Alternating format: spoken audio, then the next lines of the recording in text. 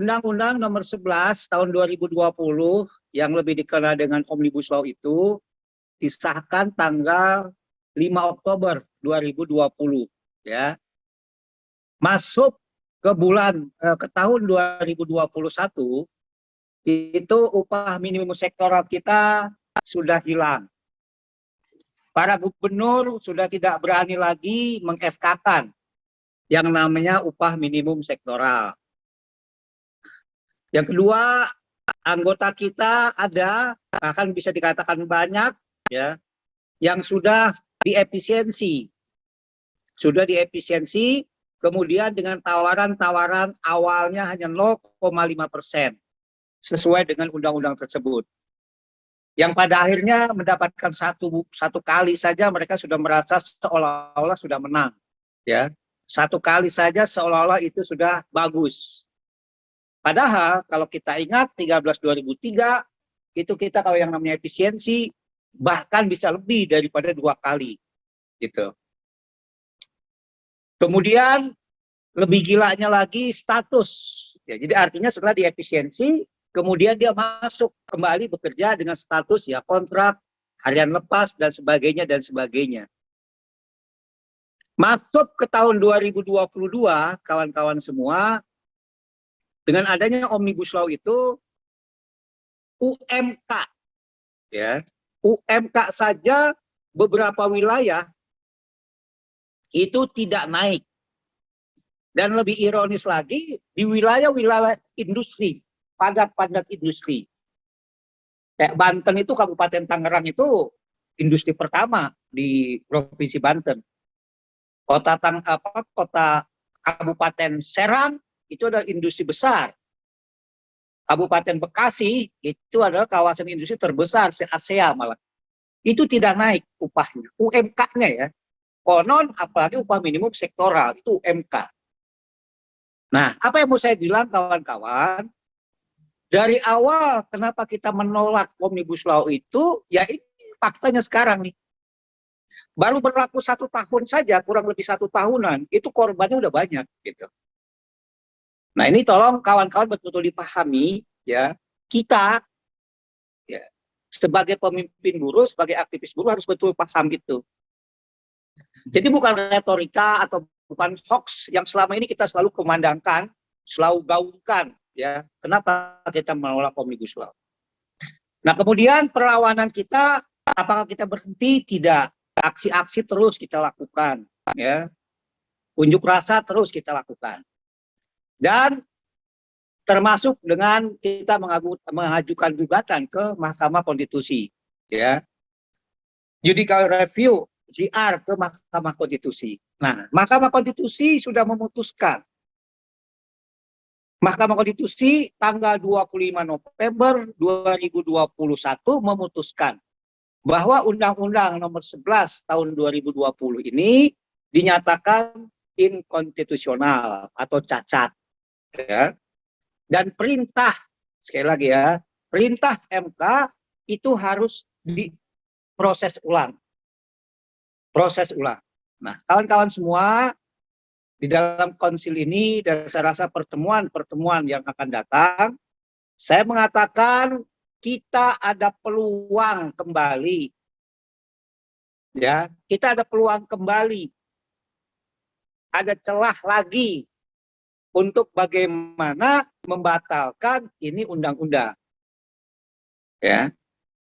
Aksi kemarin tanggal 14 di DPR RI, kita awali penolakan itu, kita sudah menyatakan sikap kepada DPR RI. Secara kebetulan saya yang masuk diterima oleh salah seorang wakil DPR RI. Sikap kita tegas. Kita menyatakan untuk tidak lagi dibahas. Jangan sekali-kali lagi dibahas. Sekalipun itu adalah perintah Mahkamah Konstitusi. Kita menolak itu. Jadi pesannya udah kuat. Nah, kalau ini kita tidak didukung di lapangan, ya, oleh kita-kita semua, oleh kawan-kawan dalam hal gerakan-gerakan, saya khawatir DPR RI akan melaju dengan kecepatan yang lebih tinggi dibanding Rossi sekalipun. Kawan-kawan, ya kita sedang dipertontonkan Undang-Undang IKN sebagai landasan pemindahan ibu kota negara ke Kalimantan dalam waktu 2 minggu, dalam waktu kurang lebih hanya 2 minggu, bahkan seminggu mungkin. Hari ini kita menyaksikan sudah disahkan di dalam paripurnanya rapat DPR RI. Jadi kalau pemerintah punya mau, DPR punya mau, dalam sekejap dia jadi, kawan-kawan. Ini contoh, ini fakta. Hari ini kawan-kawan kalau setelah itu parlemen, TV Parlemen DPR RI, mereka sedang mengesahkan undang-undang yang mendalami pemindahan ibu kota dari Jakarta ke Kalimantan mana ya? Kalimantan Timur apa Kalimantan Tengah itu? Itu kawan-kawan. Nah, begitupun ini Omnibus Law ini. Omnibus Law ini kan maunya pemerintah dan maunya DPR RI. Kalau kita lengah, kalau kita nanti mengawalnya nggak sungguh-sungguh, ya saya rasa peluang yang sudah kita dapat melalui JR Mahkamah Konstitusi agak lewat lagi nanti peluangnya itu. Jadi saya sengaja mengawali dari contoh-contoh itu sebagai penghantar. Supaya kawan-kawan tidak lagi tergiring oleh opini-opini yang seolah-olah tuh apa yang kita sedang perjuang itu hoax. Gitu. Kita udah fakta kan, sektoral hilang. Gubernur nggak mau tanda tangan karena Omnibus Law. Sekarang 2022 UMK Bekasi nggak naik, Karawang nggak naik, Purwakarta nggak naik, Tangerang nggak naik. Kan fakta itu. Akibat apa ya Omnibus Law? Nah, untuk itu sebagai penghantar, saya berharap sekali kepada kita semua untuk sungguh-sungguh mengawal, menekan ya pemerintah dan DPR untuk tidak, sekali lagi ya, untuk tidak membahas Undang-Undang Nomor 11 Tahun 2020. Sekalipun itu perintah Mahkamah Konstitusi. Kan kalau memang mereka bersepakat kan bisa diabaikan.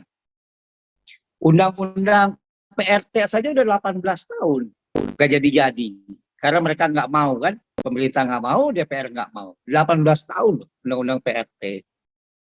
Nah, jadi kawan-kawan semua, itulah kita sedang hidup ya, sekarang kita sedang hidup di era kondisi di mana pemerintah mau, DPR mau, jadi. Rakyat nggak mau, kalau pemerintah mau, DPR mau, jadi. Gitu. Ya. Nah, jadi tentu ini harus diperkuat gerakan-gerakannya, harus diperkuat soliditasnya, harus gerakannya dihidupkan lagi, gitu, dihidupkan lagi. Kalau enggak, ya saya agak khawatir kita menjadi tidak punya daya tawar lagi nanti ke depan, ya. Saya rasa itu sebagai penghantar dalam konsil, karena nanti Ketua MN yang akan lebih banyak, lebih detail terkait dengan strategi-strategi ini, kawan-kawan semua.